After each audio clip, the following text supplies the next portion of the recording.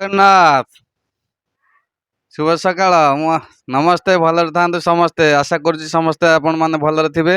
ଆଉ ମୁଁ ସୁରେଶ। ଆଉ ଆଜି ସକାଳୁ ମୋର ଟିକେ ବ୍ରେକଫାଷ୍ଟ କେମିତି କ'ଣ ଖାଉଛେ ଆଉ ଦେଖିବା। ଆଉ ଆପଣମାନେ ବ୍ରେକଫାଷ୍ଟ କରିସାରିଲେଣି ନା ନାହିଁ କହିବେ।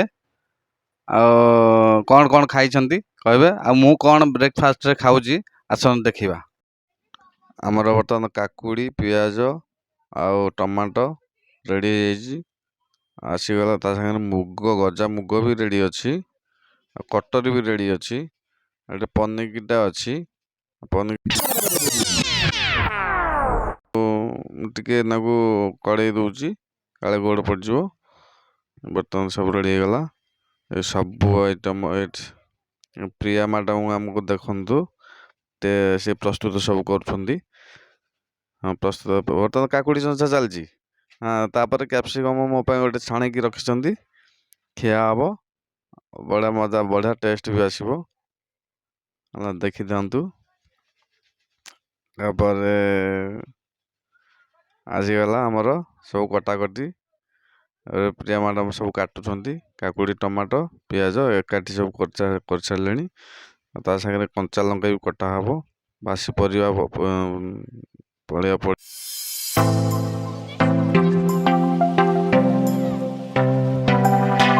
ସବୁ ପ୍ରସ୍ତୁତ ହେଇଗଲା। ସବୁ ଆଇଟମ୍ ପ୍ରସ୍ତୁତ ହେଇଗଲା ହେଲା।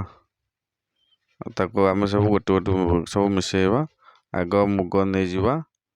ମୁଗ ନେଇଗଲେ ତାପରେ ପିଆଜ, କାକୁଡ଼ି ସବୁ ମିଶିକି ଅଛି, ତାକୁ ପକେଇବା। ତାକୁ ପକେଇଲା ପରେ ତାପରେ ଟିକେ ପକେଇବା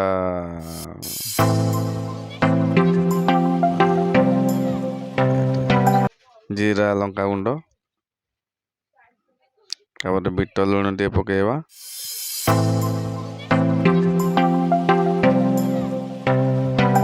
ତାପରେ ମିକ୍ସଚର ଟିକେ ପକେଇବା। ମିକ୍ସଚରଟା ପକେଇଲେ ଆଉ ଟିକେ ଟେଷ୍ଟ ଆସିବ, ଆଉ ବଢ଼ିଆ ଟେଷ୍ଟ ଆସିବ। ଆଉ ଯେଉଁ ସୋରିଷ ତେଲ ଟିକେ ପକେଇବା।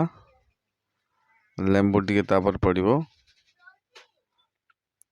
ଆଉ ସବୁ ମିକ୍ସ ହେଇସାରିଲା ଦେହରେ କଞ୍ଚା ଲଙ୍କା ଟିକେ ପକେଇବା। ସବୁ ମିକ୍ସ ହେଇସାରିଲା ପରେ ମୁଢ଼ି, ଯଦି ଆପଣମାନଙ୍କର ପସନ୍ଦ, ମୁଢ଼ି ବି ପକେଇକି ଖାଇପାରିବେ।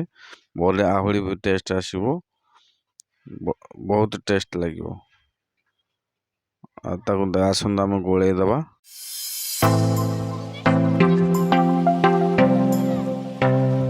ବଢ଼ିଆ ଟେଷ୍ଟ ଆସିବ। ଲୁଣ ତ ପକେଇବେ ଆପଣଙ୍କ ସ୍ୱାଦ ଅନୁସାରେ।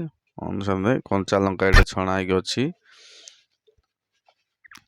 ଆଉ ସେପଟକୁ ଅଛି କ୍ୟାପ୍ସିକମ୍ ଛଣା ହେଇକି।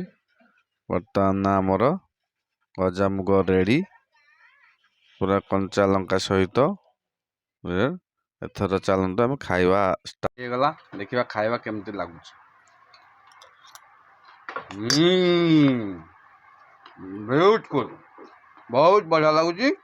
ମୁଁ ବି ଖାଉଛି, ଆପଣମାନେ ବି ନିଜେ ବନେଇକି ଖାଆନ୍ତୁ, ବଢ଼ିଆ ଟେଷ୍ଟ ଲାଗିବ।